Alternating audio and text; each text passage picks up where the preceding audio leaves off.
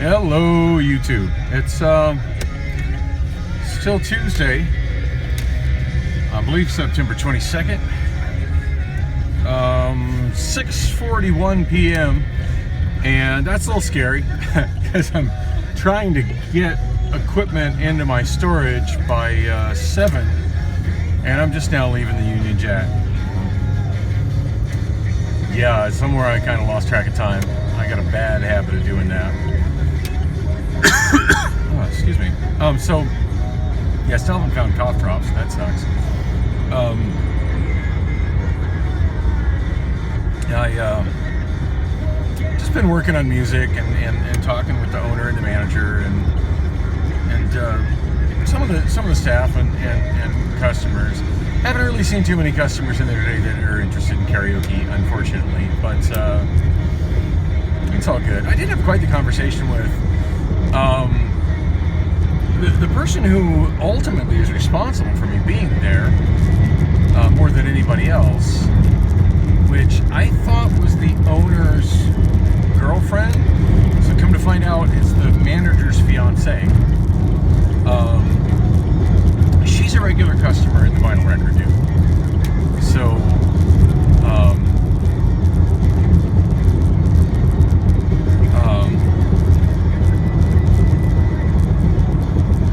yeah, they know her, and that's how they came to be in touch with the bar, and how the bar came to be in touch with me. So I finally met her today, and I feel terrible because I've already forgotten her name. But we had amazing conversations about music, how I do my karaoke, the way my stuff was set up, and just kind of talking about, you know, like kind of how I got into DJing and also karaoke DJing, and how using a computer became a part of that in two very distinct different steps, and why my file structure is the way it is, and is such a completely non-standard but complex thing. And she seemed very impressed with it. But we got on the subject of how me doing karaoke all kind of started with a serial killer. And I don't know that I've really vlogged about that story, but I'm going to one of these days. I hope to do a really good produced video about that, to be honest. So kind of saving that for the day when I know how, well, have software installed and am ready to do some proper video editing.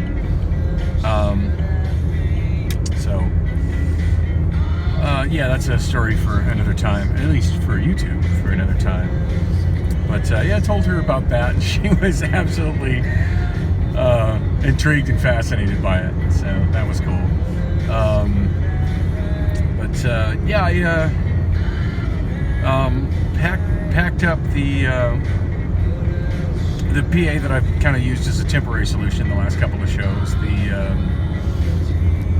The kind of bulky Behringer PA, and then also the B52 speakers. And I really hope I get to Packet Store in time to unload those. I'm not hoping to unload everything, but I really want to get those unloaded. Most everything else in the car actually goes over to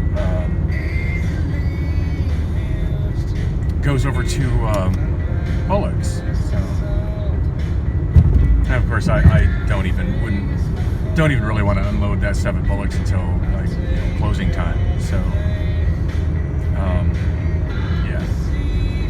So yeah, right now, kind of racing against time, and not that I'm using that as an excuse to drive like an idiot, but thank you for realizing you're the slow guy and getting over. And the guy in the Mustang is going to try to pass on the right, or not. I don't know what the hell he's doing. Tailgating. Wait until the last moment to get over an exit. So I didn't get a whole lot done in the way of files, mostly because I spent time talking to HB was there. That's something worth mentioning. The audio video guy. As generally frustrated as I've kind of been with him. I did get a chance to talk about my input to the house PA. He was working on the house PA today and made some notable improvements to it. And I told him, you know, my input's not so important. I've got sound equipment, not a big deal. Actually, my biggest issue has been my sound equipment being too loud for some of the people that weren't there for karaoke. So, you know, yeah, I have more than enough to rock that bar. And that I actually had a different PA on the 2 nights I've been there. Each night was a completely different PA. He was like, oh, I said, yeah, I think I got enough stuff in storage to probably do an outdoor concert if I had to. He kind of laughed at that, but he's still very aware that I want that input to work, and he said he's ordered the correct different wall plate, different input. As I've mentioned a few times, the connector he's got is even though it's supposed to be an XLR input to feed the house PA, he's got a male connector, which would be for an XLR output. So, as long as he's still working on it, I'm a happy guy. Actually, HB's kind of my hero of the day because he's the one who got me logged on the Wi-Fi properly, finally. And as I suspected, it's a different password for the, and I'm not sure why they would do that, but it's a different password for the 5 gig Wi-Fi than is the 2.5 Wi-Fi. So, I don't know. Seems weird. Seems like they'd want to, you know, the logical thing would be to have the same password for both, but yeah, I don't know. It is what it is. I mean, my Wi-Fi or my iPhone is on the 5 gig Wi-Fi with no problem. Every time I go there, it's connected, which is why the vlogs have been getting uploaded, you know, in a more timely manner the last few days. So yeah, able to get my karaoke computer onto the Wi-Fi. So downloaded some new karaoke and some music videos, and while I had files converting, I have a lot of music videos that I've converted, and I just haven't had time to properly preview and put them away. Sometimes I convert them on the fly during the show so I can play them, and crossing my fingers that they sound good. You know, most of the time they do. Every now and then I get something that sounds really flat, and I just roll with it for however many minutes it takes. Not the end of the world, you know. Make a notation of the file name and move on. But yeah, so I added an NWA video, and now I'm forgetting which one. Anyway, added an NWA video to the library that was something that was already converted in one of my download directories, and I just haven't properly previewed it and filed it away. So yeah, I'll definitely be playing that at Bullock's tomorrow night. That's right up that crowd's alley. In fact, I might open the show with that. That's a fun throwback. Sorry, I just had this mental image of me standing in the back of the room, lip syncing to a complete lip-syncing with N-bombs, while people look at me and like, that cracker's crazy, but he sure brings the jams. Anyway, yeah, so got that done. That's cool. As far as the music, what I worked on, and you can go to my online songbook at songbooksdb.com/books/Dan, or just DJ code Dan, all one word, all lowercase, no space, on songbookdb.com. You can go there and click the you know, I should know the name of the button.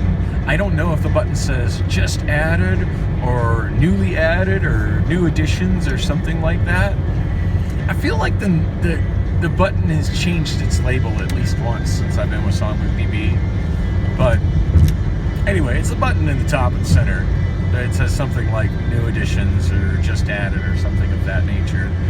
And that'll take you to songs added in the last 30 days. It's at 80 something now. I did manage to get it up to 101. In fact, I think I had it up to 102 there for a little bit. But I had a bunch of songs drop off either today or yesterday.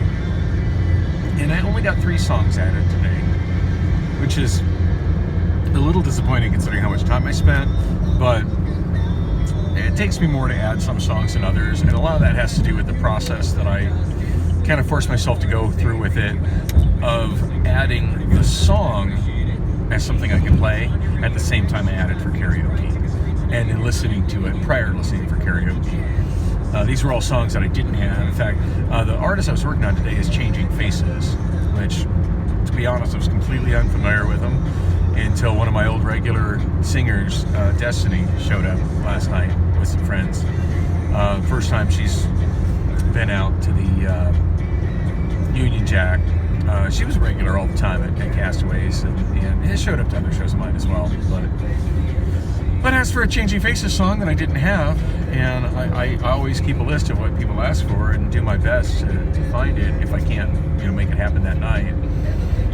And to be honest, I probably could have made it happen last night, but by the time she asked for it, it was the end of the night. I was kind of winding down, and yeah, it was. If it's like 15 minutes before the end of the night, it's not happening. I'm not. If I have a song that's not in my already listed in my song Whitney B, or something that I know that I have, but I just haven't put it away, but I'm cognizant that I have it. I'm just gonna probably tell you that I don't have it handy, but I'll work on it, when I can.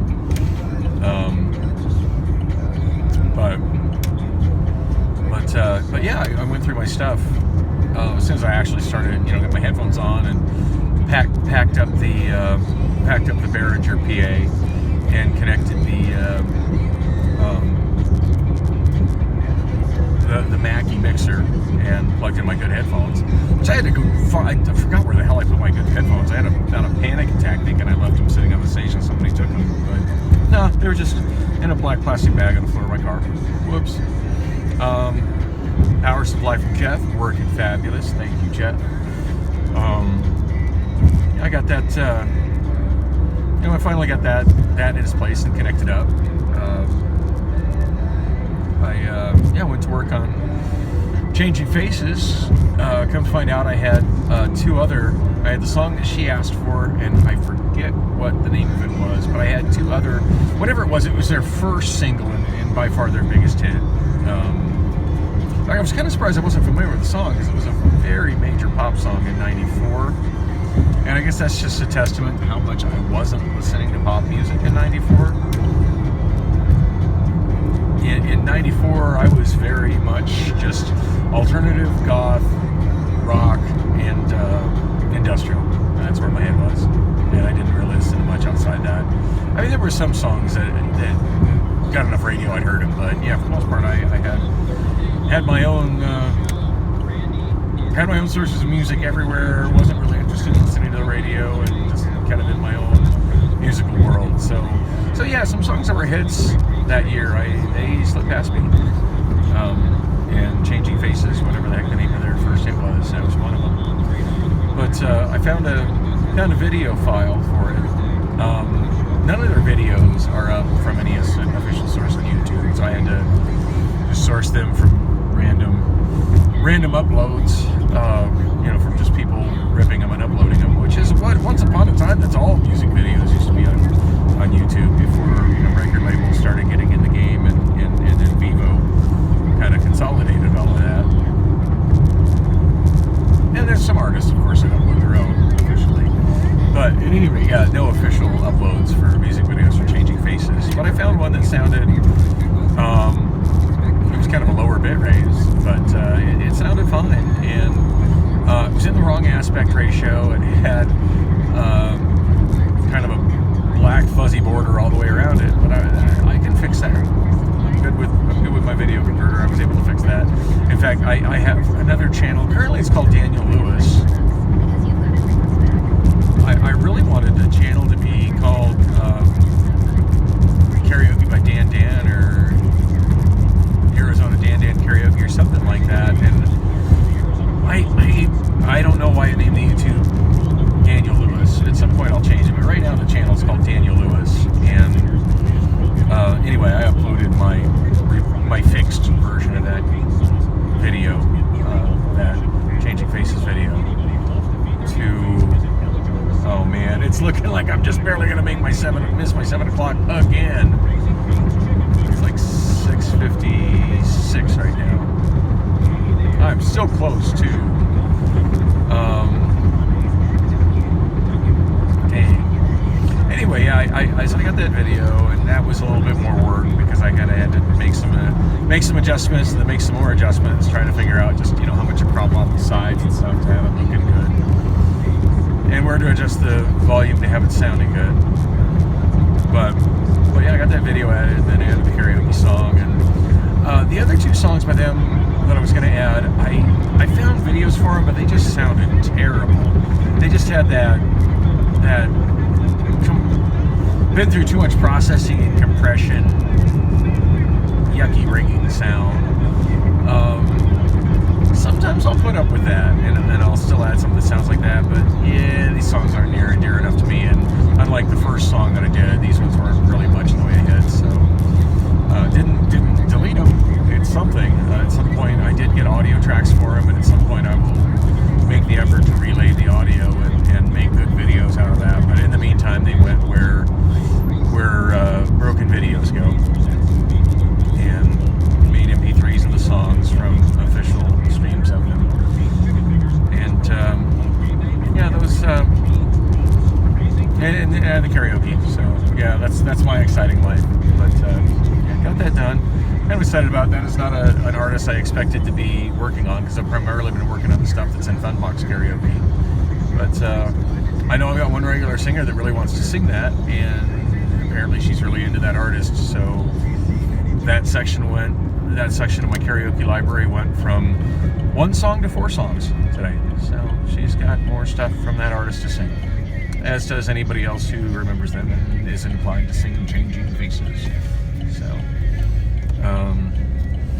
anyway, I think I'm going to cut this off, because I am I'm trying to do a 3-minute dash to my storage. Oh, I'm fighting a losing battle here, but I'm still trying to do it. Anyway, appreciate you listening and watching. I know, kind of a boring vlog, but I'd let you know what's new in the karaoke music and what I was up to today.